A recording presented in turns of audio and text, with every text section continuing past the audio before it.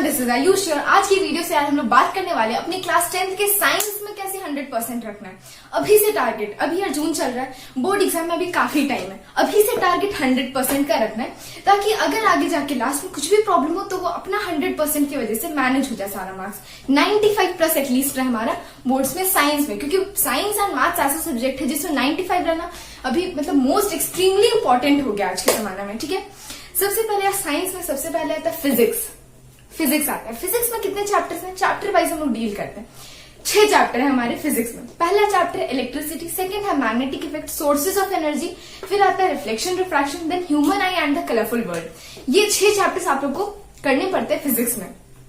अभी से normally distribution रहता था कि फर्स्ट के 3 चैप्टर रहेंगे फर्स्ट टर्म में एंड लास्ट के 2 चैप्टर रहेंगे आपके सेकेंड टर्म और फिर पूरा pre boards and then boards में तो पूरा ही है। ठीक है, तो सबसे पहला 3 चैप्टर अभी नॉर्मली अभी के जून के टाइम में अभी फर्स्ट 3 चैप्टर में नॉर्मली सब फोकस करें।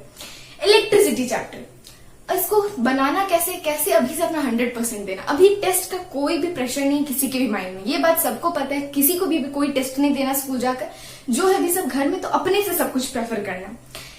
साइंस का पहला चैप्टर, फिजिक्स का पहला चैप्टर इलेक्ट्रिसिटी यार सबसे पहले उसमें न्यूमेरिकल्स है उसमें और वो थ्योरी बेस्ड भी है, दोनों मिक्स एंड मैच है उस चैप्टर में।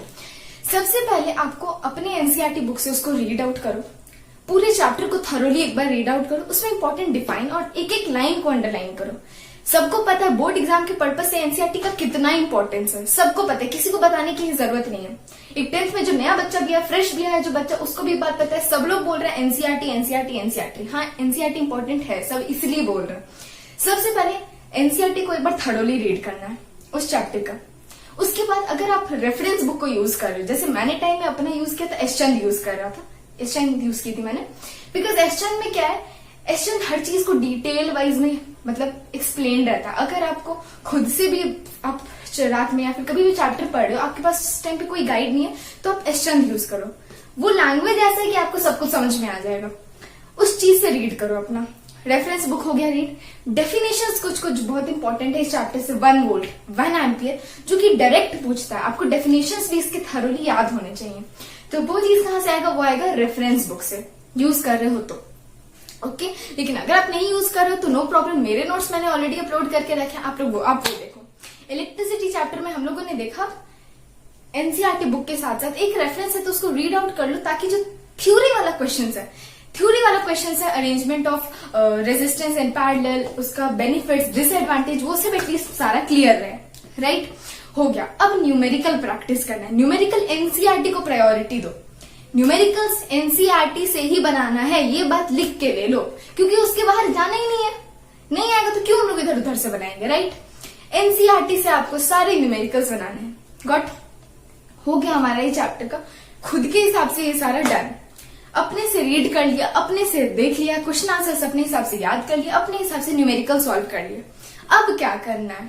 अब आप निकालो अपने कोई भी सैंपल पेपर्स हैं। सैंपल पेपर नहीं है तो ये लास्ट ईयर के प्रीवियस क्वेश्चंस जो कि इंपॉर्टेंट है, एक एक चैप्टर को पूरा मतलब स्क्वीज आउट करके अच्छे से क्लियर करके ही आगे बढ़ना है। ठीक है, ये हो गया हमारा फर्स्ट चैप्टर में न्यूमेरिकल्स और थ्योरी दोनों था। सेकेंड चैप्टर यार मैग्नेटिक इफेक्ट। इस चैप्टर में न्यूमेरिकल्स 0.5% भी नहीं, 1% भी न्यूमेरिकल्स नहीं। न्यूमेरिकल्स अगर आएगा कहाँ आएगा? फ्लेमिंग्स वाले रूल में। फ्लेमिंग का दोनों रूल में आपको डायरेक्शन दे सकता है, तो वो भी न्यूमेरिकल नहीं है यार, वो थ्योरी बेस्ड है, बस आपको पता होना चाहिए दोनों रूल। बट उसको भी क्या करना है यार? एनसीईआरटी। सबसे पहले मैं सारे चैप्टर्स के लिए बोल रही हूँ, एनसीईआरटी सॉल्व कर लो। उसके बाद रेफरेंस बुक है, एक बार उससे रीड कर लो, बिकॉज रेफरेंस बुक कभी भी बैड इफेक्ट नहीं दे रहा, वो भी हमेशा आपको कुछ अच्छा ही सिखा रहा है। मैंने यूज किया था एसचंद, मैं बोल रही हूँ एसचंद है तो सॉल्व कर सकते हो, नहीं है तो आप नोट्स देख लो। मैंने अभी आप सारे चैप्टर्स के नोट्स अपलोड करना स्टार्ट कर दी। फर्स्ट हो गया इलेक्ट्रिसिटी, हो गया है मेरा मैग्नेटिक इफेक्ट, हो गया है। अब मैं आगे यार हमारा सोर्सेज ऑफ एनर्जी। इस चैप्टर में नो न्यूमेरिकल, सबको पता है यार। Sources of energy chapter, geography में इस टाइप का चैप्टर हम लोगों ने ऑलरेडी पढ़ रखा है। क्या इंपॉर्टेंट है इस चैप्टर से? सिर्फ थ्योरी इंपॉर्टेंट है। इस थ्योरी को कैसे कवर करें? इसमें सबसे पहले आप एनसीईआरटी को पूरा रट जाओ, एनसीईआरटी को अच्छी तरह से एकदम बोलते हैं ना रीड आउट कर लो, अपने से एकदम थरो जाओ बुक से। उस चैप्टर से क्या इंपॉर्टेंट है? सबसे पहले तो इस चैप्टर से डिफरेंट जो पावर प्लांट्स है उसका एडवांटेज डिसएडवांटेज, ये बहुत इंपॉर्टेंट है उस चैप्टर से। सिर्फ थ्योरी है, थ्योरी को सिर्फ रीड आउट करना है, लर्न पे आप जितना याद करोगे उतना अच्छा होगा इस चैप्टर के लिए। लास्ट का 2 चैप्टर बचता है यार हमारा ऑप्टिक्स से रिलेटेड है, human eye and the colourful world और रिफ्लेक्शन एंड रिफ्रैक्शन। इस चैप्टर में न्यूमेरिकल्स भी हैं, बहुत इंपॉर्टेंट न्यूमेरिकल्स भी और थ्योरी भी है। थ्योरी क्या है, ह्यूमन आई वाला पार्ट दिया है, जैसे लास्ट में आप लोग आगे आगे पढ़ोगे तो उस चैप्टर में क्या है, रिफ्रैक्शन से रिलेटेड, रेनबो वाला पार्ट, उससे रिलेटेड थ्योरी पार्ट है।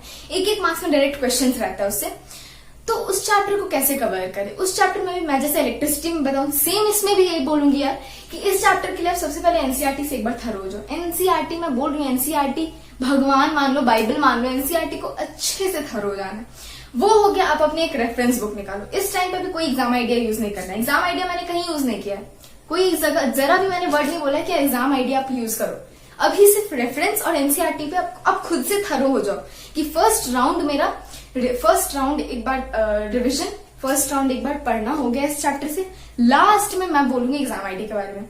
हो गया हमारा, एसएम से भी हो गया, एनसीईआरटी से भी हो गया। इस चैप्टर में हो गया हमारा थ्योरी। न्यूमेरिकल्स में मायोपिया हाइपरमेट्रोपिया वाले पार्ट से डायग्राम्स भी आता है। इस चैप्टर को एनसीईआरटी से डायग्राम प्रैक्टिस कर लो, रीड आउट कर लो, क्वेश्चंस प्रैक्टिस कर लो, हो जाएगा आपका इस टाइप से फिजिक्स पहला रिवीजन राउंड खत्म।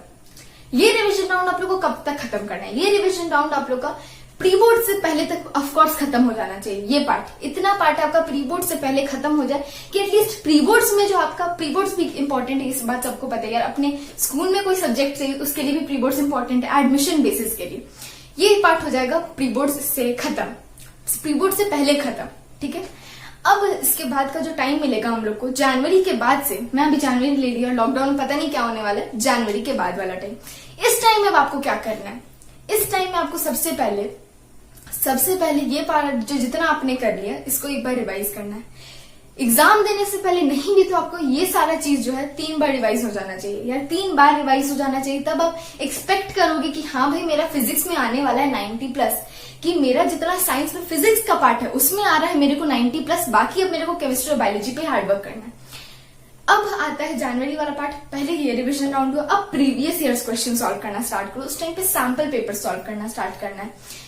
मैंने अपने टाइम में यार एड्यू कार्ड का सैंपल पेपर बनाया था। क्या सैंपल पेपर, वो बहुत अच्छा है सैंपल पेपर है, बहुत जगह से रिव्यू देखा इधर उधर से, तो पता चला एड्यू कार्ड बहुत अच्छा है। आप लोग भी एड्यू कार्ड देख सकते हो, नहीं तो मैं हूं यार प्रोवाइड करने के लिए, सब कुछ प्रोवाइड करूंगी इसी चैनल पे, ओके ठीक है। तो वहां से हम लोग को सैंपल पेपर्स का इंपॉर्टेंट क्वेश्चन सॉल्व करना स्टार्ट करना है, important most expected questions.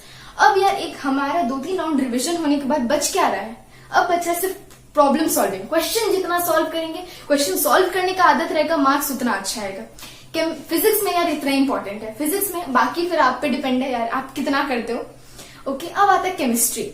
Chemistry में कैसे करना है, केमिस्ट्री में यार सबसे पहले इसमें भी हमारा वही 5 चैप्टर है, ठीक है। फर्स्ट है केमिकल रिएक्शन एंड इक्वेशन, बहुत ही आसान चैप्टर, 100% इससे स्कोर करना है, ये टारगेट लेके चलो। सेकंड चैप्टर क्या है, acid base and salt, most easiest, ये भी बहुत इजी चैप्टर है। थर्ड चैप्टर यार क्या हम लोग का, मेटल्स नॉन मेटल्स, इसका लास्ट पार्ट में बच्चों को प्रॉब्लम आता है, तो वो पार्ट में अभी कवर ही हो रहा है यार, फर्स्ट पार्ट हो गया इस चैप्टर का कवर, आगे चल रहा है, आप लोग देख सकते हो। ओके, ये हो गया fourth chapter carbon and compound, इसमें भी थोड़ा टाइम लगता है। तो किस किस चैप्टर को ज्यादा टाइम लगता है मैं बता रही हूँ, कार्बन एंड कंपाउंड और लास्ट पीरियोडिक टेबल, वो रटने वाला चैप्टर, उतना टाइम उसमें नहीं लगता, बस आपको रीड आउट अच्छे से थरो होना होगा एनसीईआरटी से। फर्स्ट चैप्टर में ज्यादा टाइम नहीं देना, फर्स्ट चैप्टर आपका अभी जो चल रहा है इस टाइम तक, फर्स्ट चैप्टर मेरे हिसाब से ये सिनेरियो होना चाहिए कि फर्स्ट चैप्टर अभी सबका हो चुका है। एसिड बेस एंड सॉल्ट, अभी ये टाइम है कि आप एसिड बेस एंड सॉल्ट को रीड आउट करो। केमिकल रिएक्शन हो गया, कैसे हो गया, आप एनसीईआरटी से एक बार थरो हो चुके, अपने एक बार रेफरेंस बुक से हो चुके। केमिकल रिएक्शंस, उसमें से उस चैप्टर से क्या क्या इंपॉर्टेंट है, सबसे पहले types of reaction, types of reaction वाला पार्ट वो बहुत इंपॉर्टेंट है, रैंसिडिटी वाला पार्ट इंपॉर्टेंट है, ठीक है। देन उस चैप्टर से कुछ गिव रीजन टाइप क्वेश्चन है, जैसे मैग्नीशियम रिबन वाला, देन और भी बहुत सारे क्वेश्चन है उस चैप्टर से, उस टाइप के क्वेश्चन इंपॉर्टेंट है, ठीक है। Second chapter acid base and salt, इस चैप्टर में भी है, इसमें भी कुछ खास न्यूमेरिकल्स नहीं है, केमिस्ट्री में क्या न्यूमेरिकल्स है, 10th में होता है न्यूमेरिकल्स नहीं है। रिएक्शन भी इसमें कुछ खास ज्यादा नहीं, इसमें भी क्या है, बस और theory based question, give reason type question है इस चैप्टर में भी, ठीक है। एसिड बेस एंड सॉल्ट, ये चैप्टर पे यार ज्यादा तो मैं स्ट्रेस नहीं डाल रही बिकॉज ये बहुत इजी चैप्टर है। थर्ड चैप्टर आता है metal and metal, metal and metal का फर्स्ट पार्ट बहुत इजी है बिकॉज प्रॉपर्टीज दिया हुआ है। सेकंड पार्ट इंपॉर्टेंट क्यों है, इस पार्ट में थोड़ा टाइम लगता है, ठीक है। इसके लिए सेकंड पार्ट को यार कवर करने के लिए, जहां से आपका कंसंट्रेशन देन जो अलग अलग करना होता है, वो प्योर मेटल इम्प्योर मेटल वाले पार्ट को, वो वाला पार्ट को कैसे कवर करें।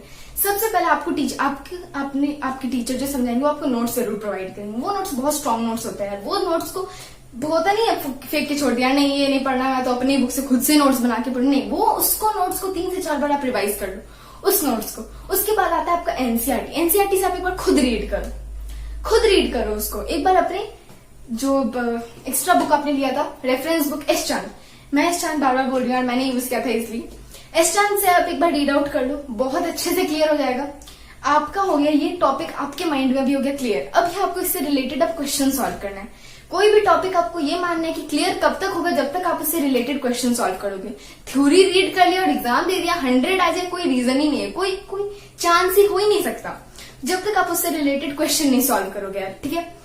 ये हो गया आपका मेटल्स एंड नॉन मेटल्स तक। उसके बाद का कार्बन एंड कंपाउंड, ये चैप्टर, कार्बन कंपाउंड चैप्टर इसलिए बच्चों को टफ लगता है यार। इस चैप्टर में क्या है, लास्ट में रिएक्शंस बहुत ज्यादा आ गया, थोड़ा लेंदी चैप्टर हो गया। न्यू मैं हम लोगों ने पहले देखा था, इसलिए न्यू चैप्टर देख रहा है ये चीज पहले, कार्बन कंपाउंड, तो ये थोड़ा टफ हो जाता है। इसको कैसे कवर करें, सबसे पहले इस चैप्टर को आप पार्ट्स में डिवाइड करो। कैसे पार्ट्स में डिवाइड करेंगे, इसमें कैसे चैप्टर को कैसे पार्ट्स में डिवाइड करें, मैं बता रही हूँ कैसे डिवाइड करना है। चैप्टर में सबसे पहला जो पार्ट है आपका, सबसे पहले कार्बन इतना ज्यादा बॉन्ड कैसे बना रहा है, टेट्रा वैलेंसी कैटिनेशन, इसका थ्योरी पार्ट तक, वहां तक पूरा आपको एक पार्ट रखना है, एक पार्ट वहां तक पूरा रखना है, ठीक है। फर्स्ट पार्ट जितना उसमें नॉर्मल सा क्वेश्चन सब है, कार्बन इतना बॉन्ड कैसे बना रहा है, टेट्रा वैलेंसी कैटिनेशन, ये सब जो बकवास वाला पार्ट है, थ्योरी वाला पार्ट है, उसको एक पार्ट रखो। सेकेंड पार्ट में functional group, alkyne, saturated, unsaturated वाला जितना पार्ट है उसको एक पार्ट, और लास्ट पार्ट में इस्टिफिकेशन, सैपनिफिकेशन वाला जो जितना रिएक्शन वाले पार्ट है उसको एक पार्ट, 3 पार्ट रखना है।